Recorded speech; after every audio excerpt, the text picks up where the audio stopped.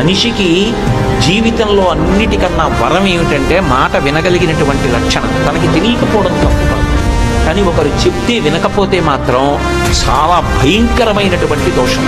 అందుకే మారీచుడు అరణ్యకాండలో రావణాసురుడితో మాట్లాడుతూ ఒక మాట అంటాడు, రే నాయనా, ప్రియంగా మాట్లాడే వాళ్ళు లోకంలో ఎక్కడికి వెళ్ళినా దొరుకుతారు, కానీ పైకి ప్రియంగా లేకపోయినా మన మన అభ్యున్నతి కొరకు కఠినంగానైనా మాట్లాడేవాడు కోట్ల మందిలో ఎవడో ఒక్కడే ఉంటాడు. వాడి మాటని సందేశాత్మకంగా తీసుకోవాలి తప్ప ఆయన కోపంగా మాట్లాడాడని చెప్పి వెంటనే ఆయన మీద తిరగబడిపోవడం గొప్ప విషయం కాదు.